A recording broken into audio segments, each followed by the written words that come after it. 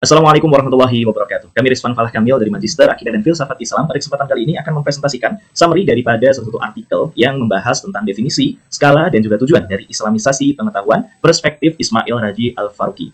Kami mempresentasikan untuk memenuhi tugas UAS dari mata kuliah Islamisasi, Sains, dan juga Teknologi dari dosen pengampu Assoc Prof. Samsudin Arif.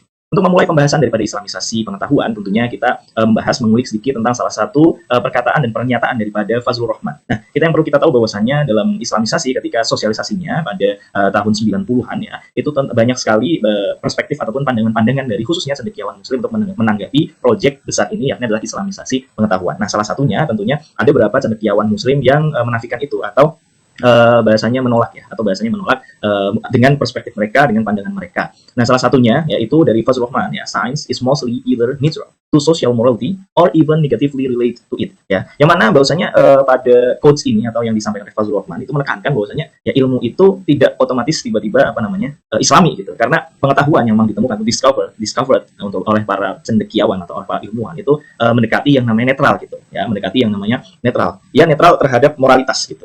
Namun jika tidak diarahkan pada nilai-nilai Islam, maka moralnya atau pengetahuan itu akan menuju atau relate kepada hal-hal yang negatif ya. Nah, oleh karena itu menurut pandangan Fazlur Rahman pada quotes ini, umat Islam itu bukan mengislamkan ilmu, yang melainkan secara mengintegrasikan ilmu dengan visi moral sosial Islam, sehingga daripada itu tujuan dan apa yang dilakukan itu sejalan dengan aspek moralitas daripada Islam. Jadi dia berpendapat bahwasanya ilmu itu netral, jadi tidak perlu diislamkan ya. Jadi tidak ada tuh ilmu Islami menurut pandangan Fazlur Rahman. Jadi Muslim dari pandangannya Fazlur Rahman, Muslim itu tidak perlu untuk terlarut dalam pemetaan guna merumuskan pengetahuan yang Islami. Selain daripada itu ya juga dari Prof. Azumardi Azra yang merupakan rektor UIN Jakarta dahulu ya, menyatakan bahwasanya semua pengetahuan itu netral. Ya, dari segi status dan juga manfaatnya bagi kehidupan manusia. Nah, dan beliau juga menambahkan bahwasanya ya IAIN ini tidak mengajarkan para mahasiswa tentang Islamisasi pengetahuan karena perspektif dan juga pandangannya itu bahwasanya ilmu itu dasarnya adalah netral. Jadi semuanya sesuai status manfaatnya itu ya netral semuanya bagi kehidupan manusia. Nah, dan juga selain daripada itu, Profesor Hoodboy juga menyatakan, nah pengetahuan yang memang ditemukan itu bersifat netral dan universal, dan juga pengetahuan itu ya harus didapatkan melalui jalan yang sekuler. Jadi pengetahuan menambahkan bahwasanya pengetahuan itu dengan agama tidak ada sangkut pautnya sama sekali. Jadi menurut perspektif Hoodboy itu ilmu dan juga agama itu harus terpisah. Nah, dari pandangan-pandangan ini tentunya terjadi karena mungkin ya dalam sosialisasi konsep Islamisasi pengetahuan itu tidak disertai dengan penjelasan-penjelasan eksplisit, sehingga orang-orang itu sukar untuk menerima konsep tersebut dan juga tidak dipahami secara jelas. Pada akhirnya pemahaman atau misunderstanding ini terjadi ya, dan juga banyak juga pendapat-pendapat cendekiawan muslim itu akhirnya beberapa itu menafikan tentang Islamisasi pengetahuan. Nah, ini terjadi daripada problem misinterpretasi. Maka daripada itu nih kawan-kawan sekalian, kita mengilustrasikan ya, bagaimana misinterpretasi itu terjadi gitu. Nah, salah satu kita mungkin menganalogikan ketika ada seorang yang memang datang daripada desa gitu, dari desa gitu, datang dari desa dan menuju ke kota, dan kebetulan ketika itu menginap di hotel atau bermalam di hotel. Nah, suatu ketika memang sarapan tiba gitu kan, orang-orang desa ini biasanya itu sedang biasanya kalau pagi itu sarapan sambil nyeduh kopi gitu. Nah, karena memang baru pertama kali di hotel di desa gitu kan, yang mana di desa itu kalau misalkan minum kopi itu ya gelasnya gelasnya cangkir yang ada gitu. Cuma ketika masuk ke hotel dia menemukan banyak sekali banyak sekali pilihan-pilihan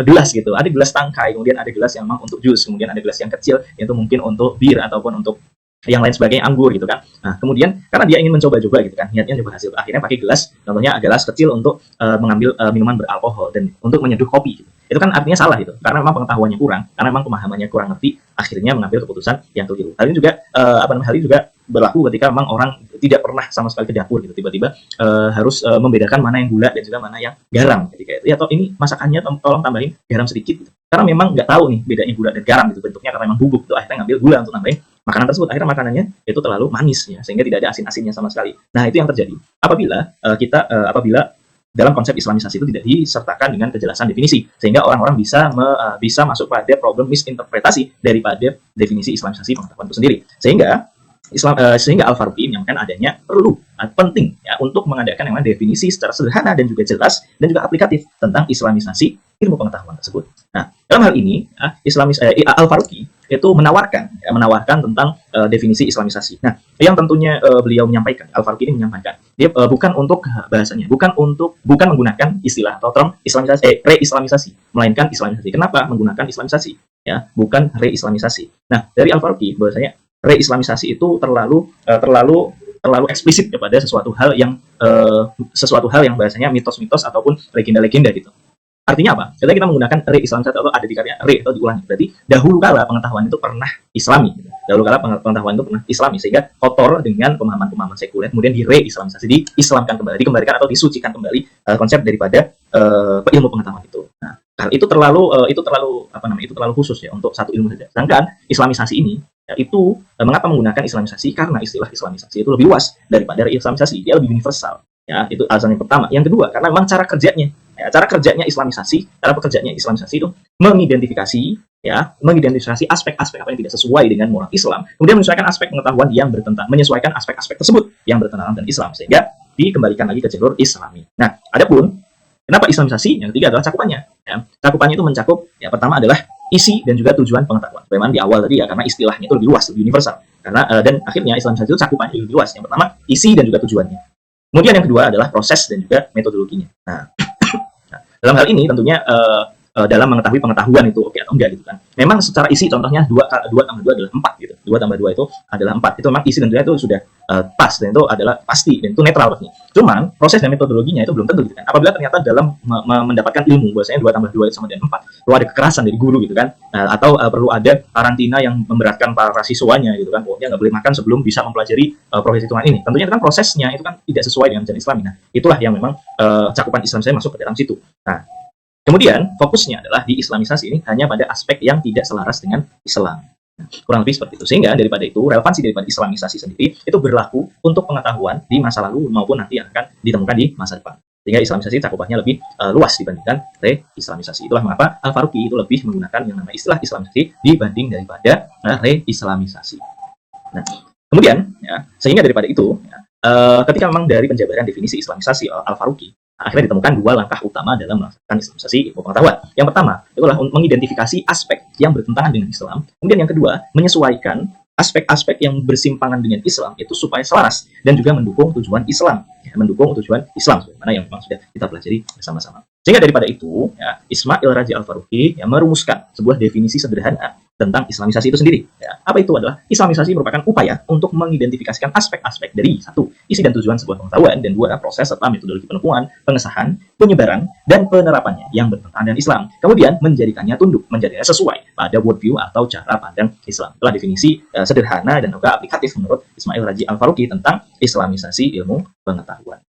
Nah, kemudian ya, dalam perealisasian konsep islamisasi ini, karena memang tadi aspeknya itu adalah mengidentifikasi yang tidak sesuai kemudian dikembalikan lagi ke jalan Islam, dan juga dengan latar belakang bahasanya ya, tidak semuanya perlu diislamisasi, maka Ismail Raji Al-Faruqi itu merumuskan skala islamisasi. Nah, dalam perumusan skala islamisasi ilmu pengetahuan Al-Faruqi itu menaruh poin yang mana antara 0 sampai dengan 1 gitu. 0 dan 1.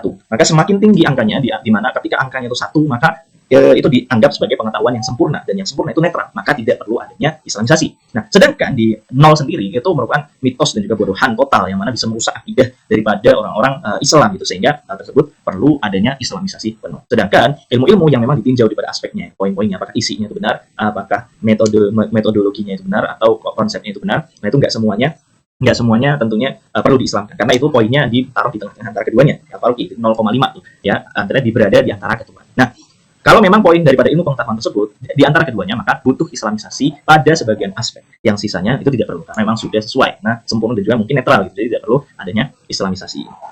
Nah, bagaimana bentuk dan juga gambaran untuk skala islamisasi ini? Nah, ini tentunya dijelaskan dalam bagian itu. Bagian yang paling atas yaitu 0, yang mana itu merah. Kita warnai merah sebagai untuk menandakan bahwasanya itu mitos murni, kebodohan total, yang mana butuh islamisasi penuh. Gitu. Dan yang paling bawah itu adalah pengetahuan sempurna yang netral, yang mana tidak perlu adanya islamisasi. Dan di antara keduanya itu tentunya akan dibagi-bagi aspek ya. Apakah semuanya harus diislamisasi gitu kan? Atau mungkin hanya sebagian. Nah, sebagian itu apakah sebagian besar ataupun sebagian kecil, sesuai dengan daripada inti daripada ilmu pengetahuan tersebut. Contohnya seperti tahayul dan tabu budaya itu kan, tahayul itu skornya mendekati 0 gitu. Atau kemudian selanjutnya ilmu sosial dan juga humaniora yang berkaitan dengan hubungan antar manusia gitu kan, itu menengah ya, skornya itu menengah. Jadi butuh banyak islamisasi, karena memang ilmu-ilmu sosial dan humaniora kan itu berkaitan dengan perspektif manusia dalam bersosial gitu. Tentunya pandangan-pandangan banyak sekali pandangan-pandangan daripada manusia, jadi tidak semuanya sejalan dengan Islam gitu. Kemudian selanjutnya teknik matematika, sains dan juga alam, itu skornya tinggi tuh. Ya, memang isinya netral, tapi tujuan dan juga metodologinya mungkin perlu diislamisasi. Kalau memang mempelajari teknik gitu kan, teknik mesin, teknik kimia, teknik fisika apapun itu ternyata untuk merusak alam dan lain sebagainya, itu kan artinya tujuannya itu kan tidak sesuai dengan jalan syariat. maka hal itu perlu diislamisasi. Meskipun poinnya atau hasilnya itu adalah absolut gitu kan, hasilnya itu netral, tapi karena memang tujuannya tidak sesuai, maka itu perlu diislamisasi gitu. Sedangkan ilmu sosial dan humaniora itu memang banyak sekali dari entah isi maupun tujuan itu juga mungkin banyak yang bertentangan dengan Islam, maka dari itu perlu banyak islamisasi. Namun yang ilmu pasti gitu kan, yang kita dengar itu ilmu pasti itu sudah banyak isi yang netral gitu. Mungkin yang perlu diislamkan adalah tujuan dan juga metodologinya. Itu tadi adalah skala islamisasi yang memang dirumuskan daripada Ismail Raji Al-Faruqi. Nah, tentunya ya, yang perlu menjadi catatan dalam islamisasi ilmu pengetahuan itu ada beberapa hal gitu. Yang pertama adalah objek ya. Nah, ketika kita ingin melaksanakan yang namanya islamisasi ilmu pengetahuan gitu.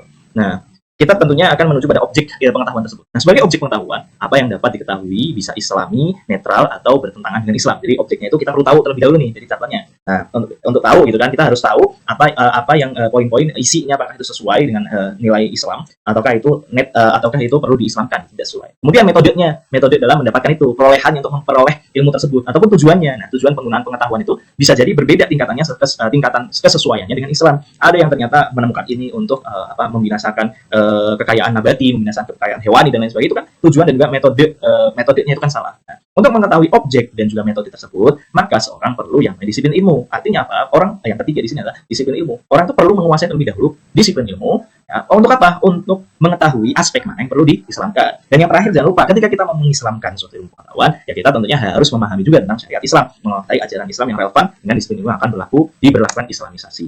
Nah, daripada skala-skala itu, Al-Faruqi juga merumuskan sebenarnya tujuannya itu apa sih untuk tujuan islamisasi itu sendiri gitu kan.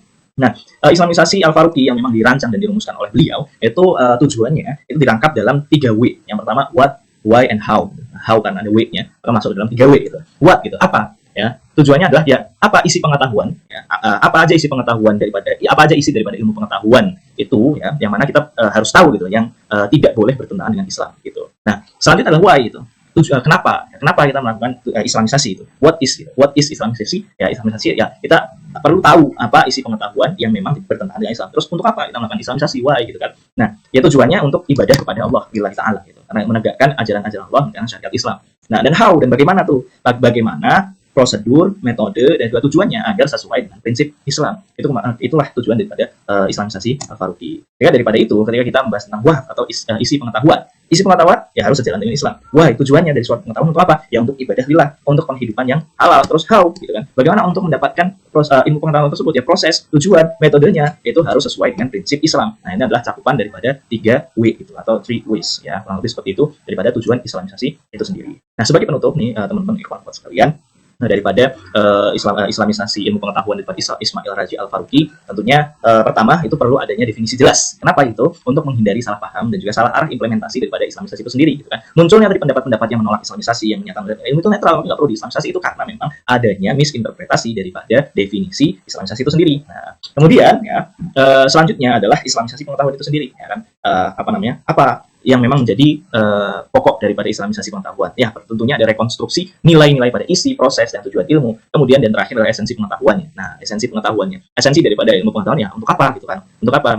Ya, menjadi bagian dari pengabdian kepada Allah Subhanahu wa Ta'ala. Nah, dalam hal ini ya, tentunya bagaimana memproses islamisasi itu sendiri. Nah, pada akhirnya ketika menjalankan atau mengimplementasikan konsep Al-Faruqi, ya, lokasi penemuan dan juga siapa yang menemukan pengetahuan tersebut itu menjadi hal yang tidak relevan gitu. Selama ketiga tujuan yang tadi, 3W tadi itu sudah terpenuhi. Baginya, teman-teman sekalian, islamisasi itu bukan berarti hanya menerima pengetahuan yang berasal dari dunia Islam saja, gitu kan? Ya, atau menolak pengetahuan barat. Tetapi setiap ilmu dari manapun sumbernya perlu diintegrasikan dengan nilai-nilai Islam supaya bisa memenuhi kerangka normatif Islam. Jadi bukan artinya menolak ilmu barat, menafikan ilmu barat, melainkan ya di dalam hal ini pengimplementasinya tidak tak pandang bulu itu dari mana datangnya, kemudian di mana lokasi penemuannya. Intinya kalau memang ada ilmu pengetahuan yang memang bisa bermanfaat bagi kebutuhan kehidupan manusia, itu harus sesuai dan juga sejalan dengan syariat Islam. Nah, demikian yang memang dapat kami sampaikan. Jazakumullah khairan atas segala waktunya. Kami ucapkan terima kasih sebesar-besarnya, atas kurangnya kami mengucapkan maaf sebesar-besarnya. Billahi taufiq wal hidayah. Assalamualaikum warahmatullahi wabarakatuh.